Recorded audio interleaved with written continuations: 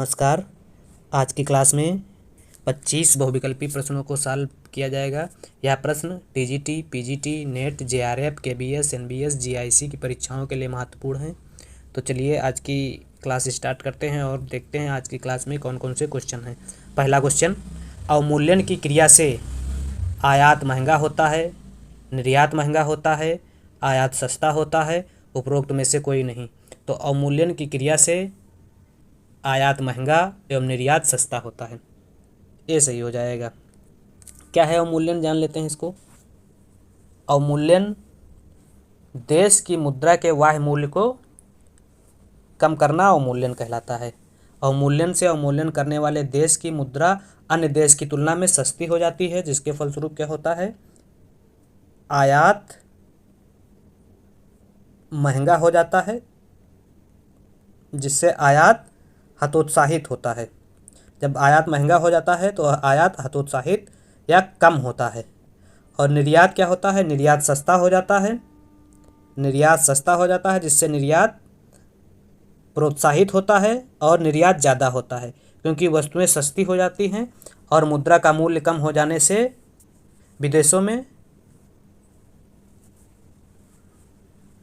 विदेशों में मांग बढ़ जाती है, जिससे क्या होता है, निर्यात ज़्यादा होने लगता है।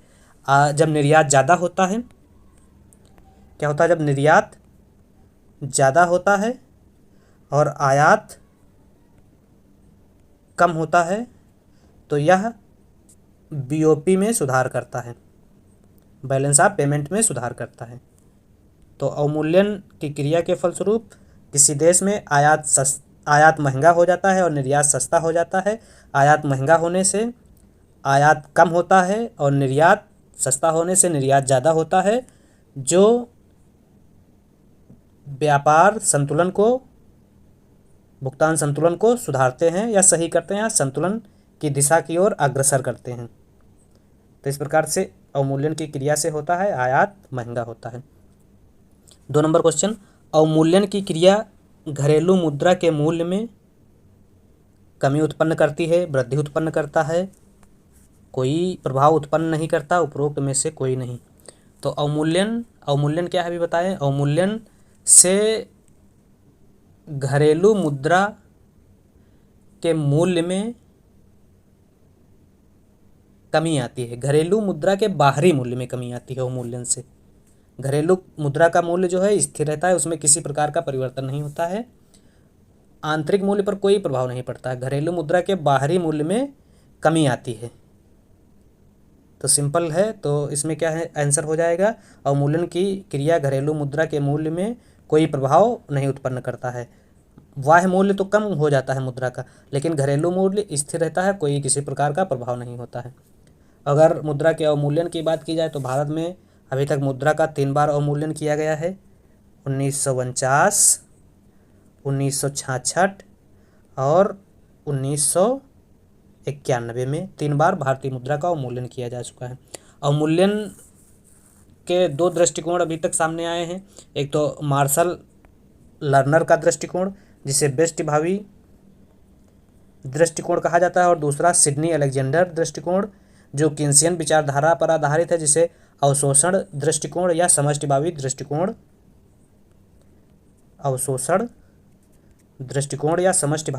कहा जाता है।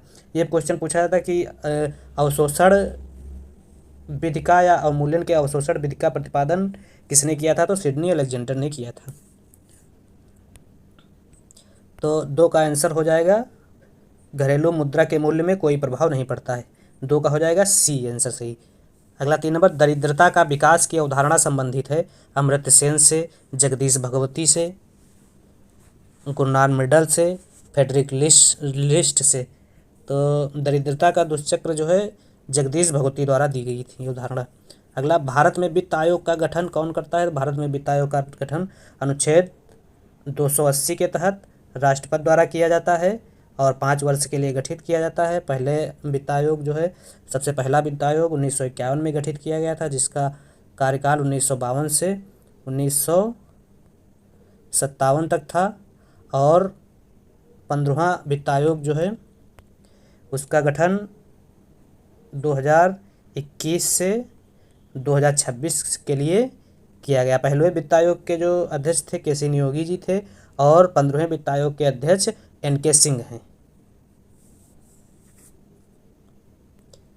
तो वित्त आयोग का गठन कौन करता है? वित्त आयोग का गठन राष्ट्रपति द्वारा किया जाता है। अगला क्वेश्चन, किस राज्य ने सबसे पहले बिक्री कर लगाया? तो एमपी ने सबसे पहले बिक्री कर लगाया था। 5 का सी सही हो जाएगा। 6, यदि आयात की मांग की लोच 1 से अधिक है तब अवमूल्यन से आयात का मूल्य बढ़ेगा, घटेगा, स्थिर रहेगा, ये सभी। तब अवमूल्यन से आयात का मूल्य बढ़ेगा, ये सही हो जाएगा। 6 का ए सही हो जाएगा। 7, अपूर्ण प्रतियोगिता से यह संबंधित नहीं है। तो अपूर्ण प्रतियोगिता से क्या संबंधित नहीं है? फर्मों की आर्थिक स्थिति, फर्मों की अधिक संख्या, समरूप पदार्थ, कीमत पर कुछ नियंत्रण। तो समरूप पदार्थ अपूर्ण प्रतियोगिता में नहीं पाए जाते हैं।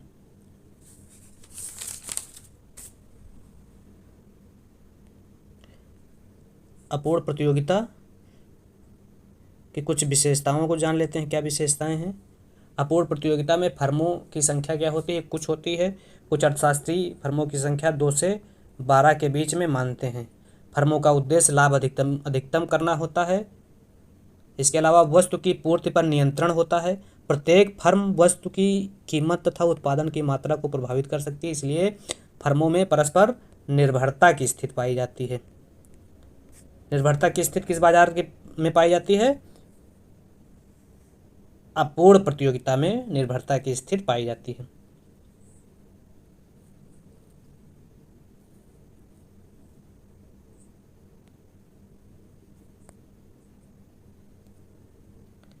अगला क्वेश्चन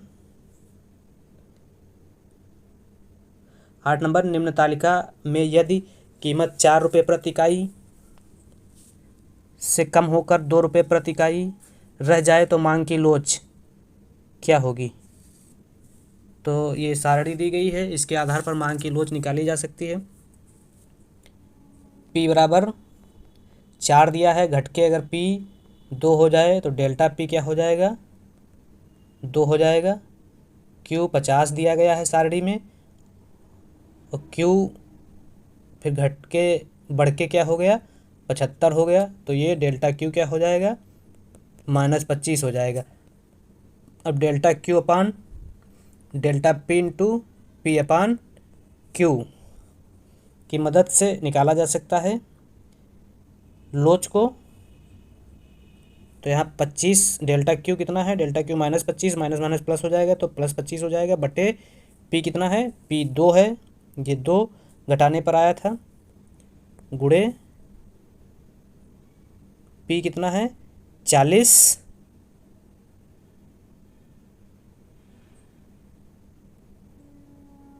बटे 50। तो काटने पर 1 आ जाएगा आंसर पूरा, तो इकाई के बराबर।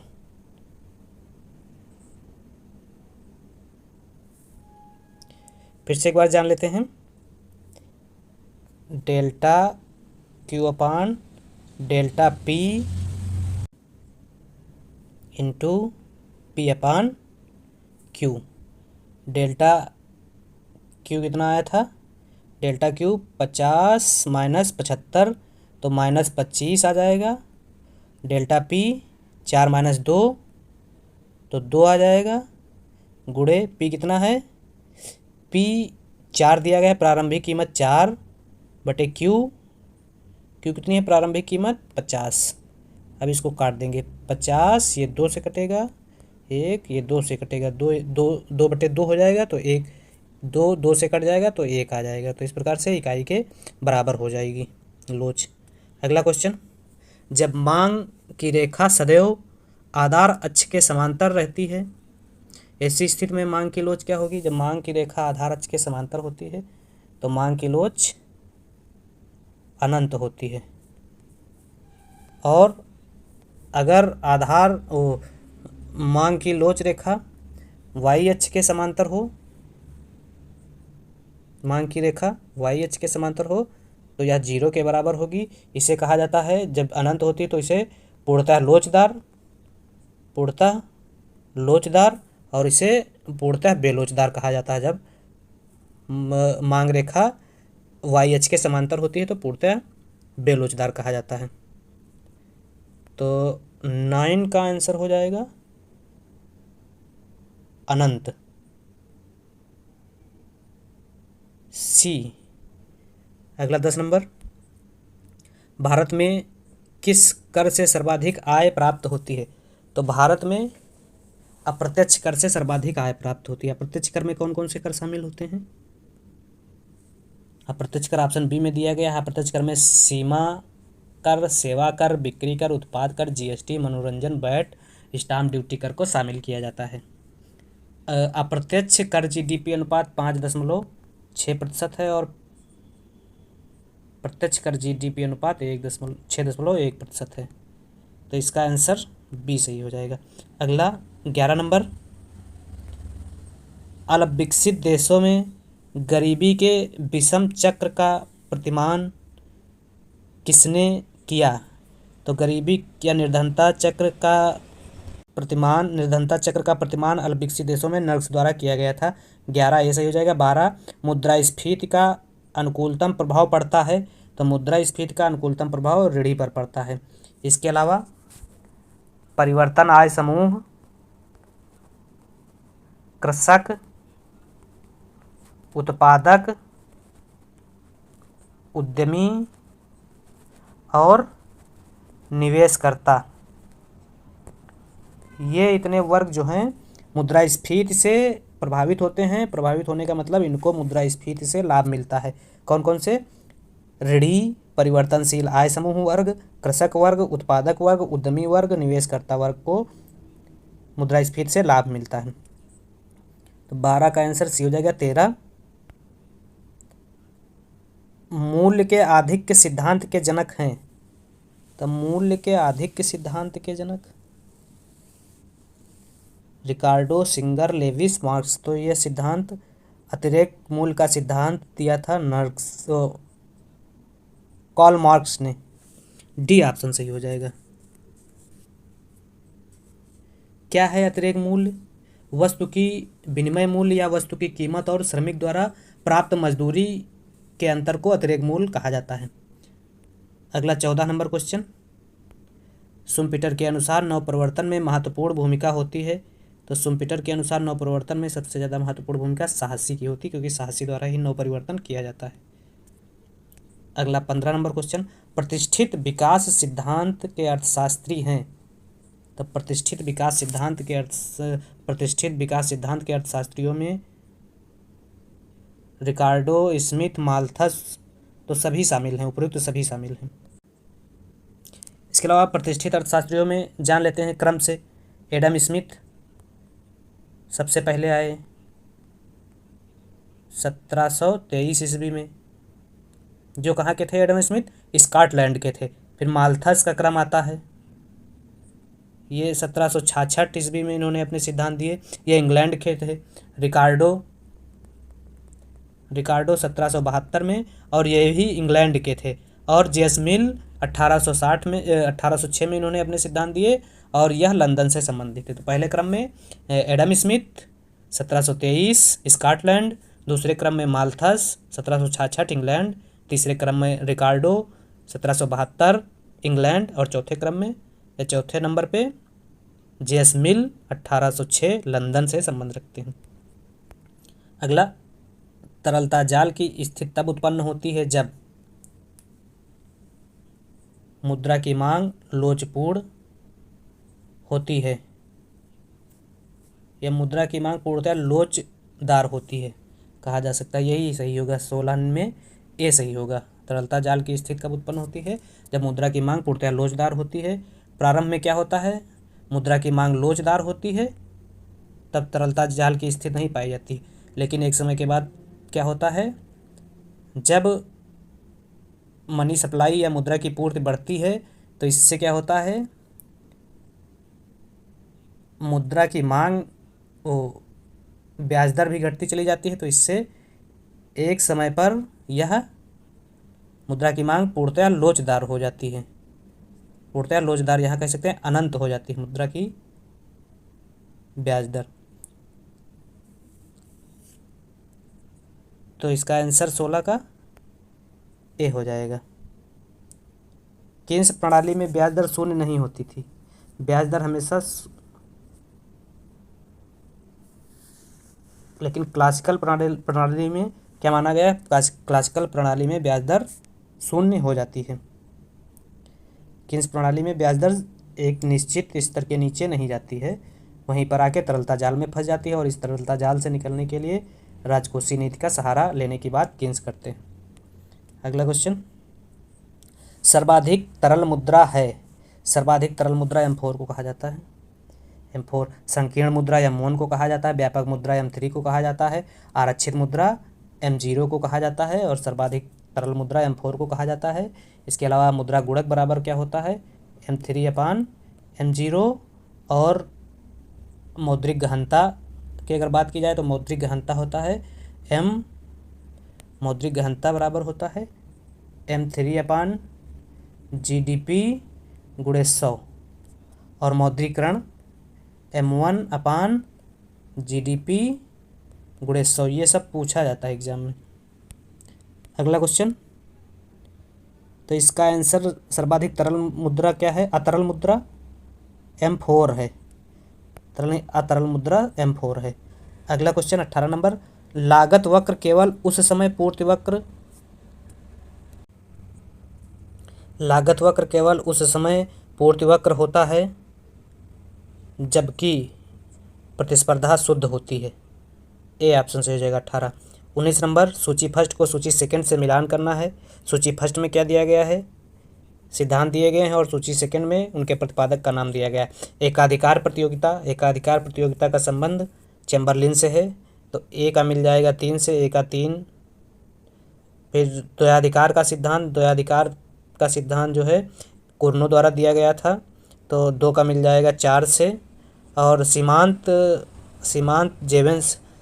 आय परिकल्पना जेवेंस द्वारा दी गई थी, तो सी का मिल जाएगा 2 से। और अल्पाधिकार पालसीजी अल्पाधिकार की बात करते हैं 1 से, तो 3 4 2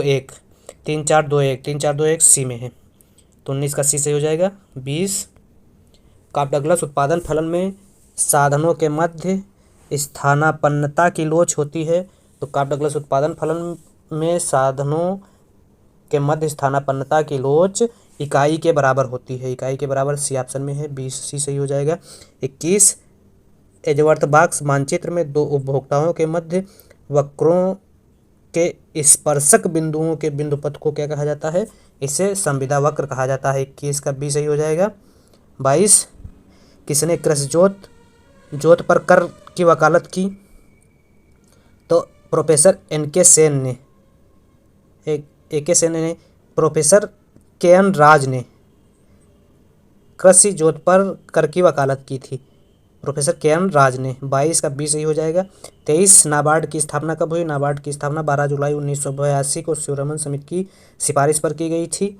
22 बी सही होगा, और 23 ए सही हो जाएगा। 24, स्वर्ण धातुमान भारत में कब प्रचलन में आया? तो भारत में स्वर्ण धातुमान 1927 से 31 तक के समय में चला। अगला, लियोनटिव विरोधाभास परीक्षण करता है, तो लियोनटिव विरोधाभास हेक्चर-ओलिन के सिद्धांत का परीक्षण करता है, जो हेक्चर-ओलिन के सिद्धांत से बिल्कुल विपरीत निष्कर्ष देते हैं।